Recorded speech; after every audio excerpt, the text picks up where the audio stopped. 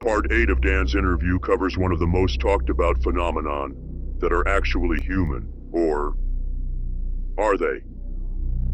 In 1953, Albert K. Bender was the first to use the term men in black. He says he was visited by these strange-looking men many times. Attached is a news article and photo of Albert from November 22, 1953. What you're about to see is one of the most interesting pieces of footage of the so-called men in black entering a hotel looking for someone. I hope you're as interested in this content as much as I am, and invite you to subscribe to the channel for more content investigating UFO phenomenon. There's a couple really strange looking men that were here, and they kind of freaked everybody out, and they were asking questions about you. And of course, now I'm getting a little bit nervous, and I'm like, what are you talking about? And he said, well, he goes, I don't know how to describe them except for extremely odd looking. They were the exact same height, they were wearing the exact same clothes, and they had the exact same faces, like they were twins. And he said they were wearing black suits, black trench coats, they were wearing like the old-fashioned Federo hats. They had extremely pale skin. And he said they came in and they asked for you. And I said, I'm sorry, he's actually not working today. And it seemed like they didn't believe me, so they started to walk around the hotel, and shortly after they went to the tour desk. But he goes, they freaked me out, and I really wanted to tell you that there were these weird guys in here looking for you. So, of course, now I'm a little bit skeptical and I'm a little bit freaked out all at the same time. So the first thing I do is I run into my security office and I rewound the cameras. And sure enough, here comes two gentlemen through the front door looking exactly how he described. Then the next day, I was talking with my tour desk, and one of them asked to talk to me. She came in my office, the same as my bellman, and she said, I heard that you heard that there were some men looking for you. And she said, they asked a few questions about you, and they said strange things that I didn't understand. And they were talking about governments and conspiracies, and none of it made any sense to me. But she goes, they were very scary. She said they had no eyebrows, no eyelashes, nothing. Their hair looked like they had a wig on, like it was attached to their hat, like it wasn't even real. And she said, and the scariest thing, their eyes were so big and so blue that they almost hypnotized me a little bit. And she goes, and you're going to think I'm crazy when I tell you this, but I swear they knew what I was thinking. And she started to cry, and she said one more thing before she left. She said, these men, they didn't blink. Not once did I see them blink.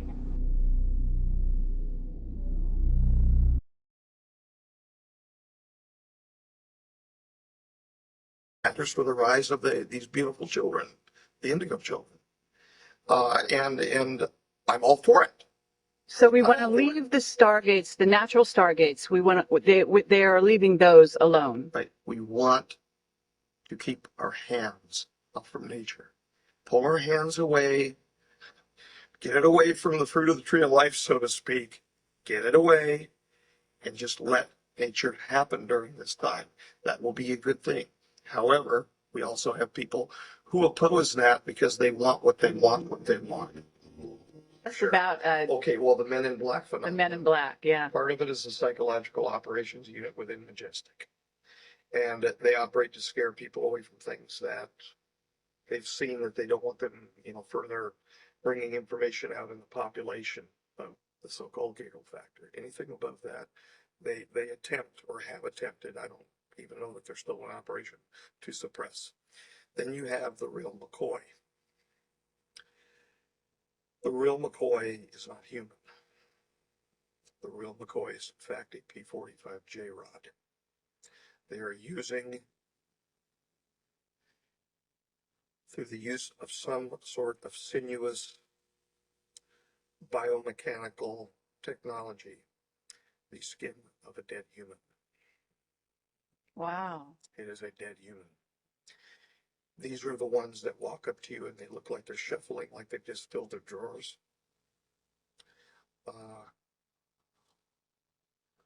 When they speak through this technology that they have wrapping around them, they sound very bland, very monotone, and they don't belong. You can tell very quickly that they don't belong. Have you met one? I've met several of them. They were operating around my work at Sunchase before we were moved to a different location. Yes, they're very sallow in appearance. They thought that it was an appropriate expression to sing me happy birthday one year over at, I think it was the start of 2003. It was either 03 or 04. 03, I believe it was. Yeah. And I did not like being around them. And they will not think twice but to use force on you. They will hit you. They will push you. One did me. Marcia, not that long ago, got her fill of both types. Both the psychological operations people who attempted a few years ago to scare her off over at Winchester Park. Those were human beings. They were just striking fear in her. And one actual real McCoy nib. And this thing, I actually saw it first. It wandered onto, they get confused easily. That's a good thing. Wandered onto our property at, where we're presently living. And I was walking home from her apartment at the time. And I thought a child swinging on swing. There's a swing set out in front of my apartment. The closer I got, I thought that it was a little older kid wearing black. Then I noticed it had a hat on. And he said, "Swing, fun." He was lost in a memory, apparently, of the person that he was wearing. And I looked at him and got very afraid inside because they carry weapons. They can be killed with weapons too. He was not supposed to be on our property. Our security did not do its real job. We're not worried about two-legged real humans that just walk around. It's these things. So he was the size of a child? Is that what you're saying? No, he was. I thought it was a child on the swing set as I was walking up. It was past dusk. It was dark out there. So he was a normal size He was a normal size man, Yep. full-grown person. Yep. Yeah, he was wearing all black and a black preacher's type hat, round brimmed. How do you get rid of him? Well, how do you get rid of Yeah. him? Well, it would be very good if a person could actually. I'll have to be careful suggesting that, because they are still human beings.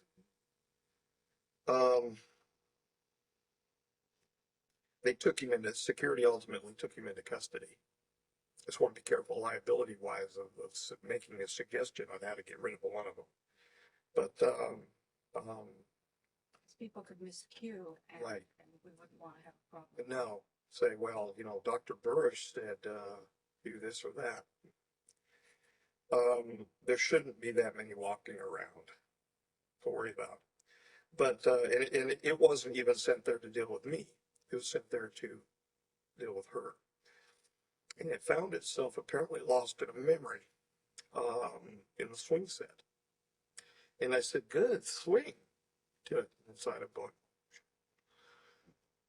Walked in, keyed the door to my apartment, pressed the emergency button for security, hoping that they were going to respond. Went in and told my mother-in-law what was going on. She looked out of the window and said, "Yep." She's been a Majestic family all of her life. She said, yeah. Then the oldest got up, looked out the window and said, that's what one looks like. It was her first experience seeing one. I said, yeah. Mm. And I said, Doris, go over here. And I unlocked something and I pulled something out for her. And I said, while I leave here, because I'm going to do the hurt bird routine, lead it away. Because, I mean, there's 3 kids in there. I said, I don't know what its intention is. It may have a lethal intention here, and it's just presently lost. As soon as it gets done swinging, it may pull a weapon out. I said, so if it comes near here, defend yourself and defend the kids. Meanwhile, I'm going to grab something else. Yes, I grabbed a weapon, and I'm going to try to lead it away. By the time I had the second weapon out and was armed, it was walking off already toward her apartment's direction. So I said, okay, well, I still have to get it in case it turns around, because if it knows where I went into the apartment, I have to lead it away because there are kids in here. There's little girls in here. And so I walked toward it, past it, walked clear by it, and it just continued shuffling ahead slowly up the sidewalk, gradually toward her apartment. Got over to her apartment. I said, where in the hell is security? So we're pushing buttons over there. Nobody's responding. Got on the radio. Nobody responds. I said, you have a MIB walking toward your apartment right now. She said, a MIB? I said, an ET. I said, they are dangerous, as you're well aware, but it's her first experience with something like this. I said, come here, look. It can't possibly, and I wanted to make sure that it wasn't walking back toward my apartment where the girls were. I said, it can't possibly have reached here by now. I mean, it's walking slowly. And so she came out with me, and she went over by the wall behind a bush, and she didn't see it initially. It was hidden like in the recesses of the light as it was walking up in one of the shadowed areas, because now the lights had kicked on the exterior of the buildings, all that. And I walked up onto the sidewalk and saw it, and I turned my back on it at that point. They don't run. So I turned my back on it and I said, you may want to be going that way to Marcy. And she said, because she's not the faint of heart, female, she said, why? And then she saw it over my shoulder and laid her first eyes on an ET. And her eyes got about that big, which is the normal reaction. And she walked. Give you some credit. She actually walked from there back toward the corner of the building before I saw her break into something more than a walk. She walked away from it. By then, I'm still standing there and this thing walked by me. Now I'm wondering why it's here. And I said, hi. And it turned this close to me and said, hello. And then just continued to walk. Walked right past me like I wasn't even there. Toward her. I thought, well, okay. It has an assignment. We don't know what the assignment is because it will not give up its intention behaviorally before it carries out its assignment. And I wasn't sure if it was armed or what, so I walked by it again. This is how slow it is shuffling. It walks like it's got poop in its pants. I mean, that's how you could, I mean, they are clearly not comfortable in the skin. I walked by it again. Now I have made certain adjustments to the firearm I had on me, because I was figuring that whatever was going to happen, it was going to happen fairly soon. And if it pulled a weapon out, I was going to do what I learned in the police department and do it well for probation. Got back to her, Got all the way into her apartment. Locked the door. And then I said, go get your gun. If it pulls a weapon out, you've been a former cop too. Do what you do. Do it well. By that time, we were both shaking, figuring, this was going to turn into something very bad. It sat down on the stairway outside of her apartment, and it had a bag with it. It was a black bag of some sort, and I didn't know what was in it. It could have been anything. And it just sat there. And then it got up, and it walked past her apartment. And now I'm looking at her like, what the hell is this? Still no security. Finally, after it had made its way all the way to the basketball court area, and it stood there and looked around, still confused. Security came up with its weapons drawn and took it into custody. Put it in one of the vans, and off it went. They cuffed it, like a human being would be cuffed, and they took it. She got a couple photographs off.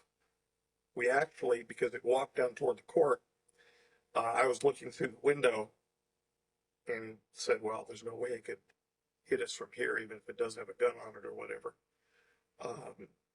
She stepped out on the porch and she took a couple photographs. It was a disposable. I found a disposable camera. It was up on the bookshelf near the door, and I just grabbed it, and that's all I had. She took a couple photographs of it, and we have since made those public on the Eagles Disobey Forum. Those are real. It's the real McCoy. The best I could do, the enhancements that show one after another with it, bringing it out from the background. Those are the best enhancements I could do, because the original photographs that we put up there too, you saw, it was just basically jet black.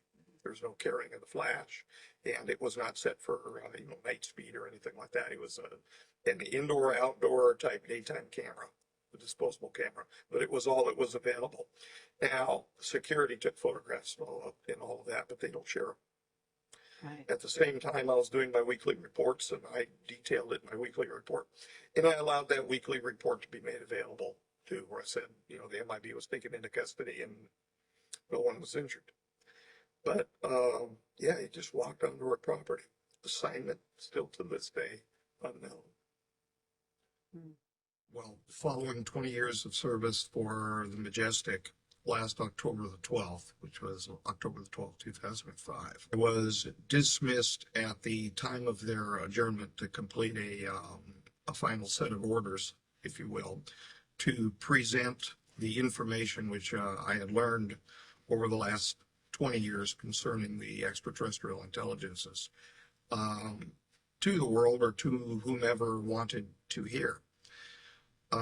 For the last year's time, we have been committed to a debriefing of my service since 1986, and even actually before that, we arranged to speaking about my early life as well. We're hoping that within a short period of time, DVDs will be completed, and this will be presented, and this will then conclude my service to Majestic with a very big relief, and thank God. Right now, we are presently in the middle of several different projects, inclusive of which is Project Lotus, which has basically been dispatched and dismissed to me after the years of service as well.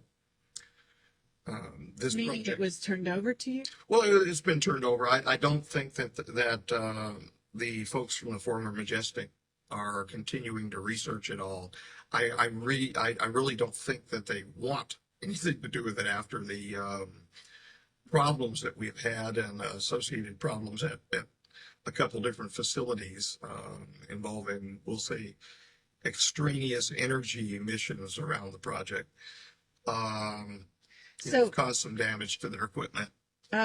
well, to back up a tiny bit, could you tell us what is Project Lotus? Sure. In May of 2001, we traveled to Frenchman Mountain here in Nevada to begin a real project looking for a biomarker for a possible precursor virus. It was a rather prosaic study looking for evidence for panspermia. During the course of that initial investigation, we came across some anomalous activity in some of our data sets. This brings part 8 to an end, and I hope you all stay tuned for the final part 9. I performed countless searches looking for Dan's photograph of the men in black, but was unfortunately unsuccessful in locating it. It's really odd to know how Dan was murdered when he claimed to own a gun.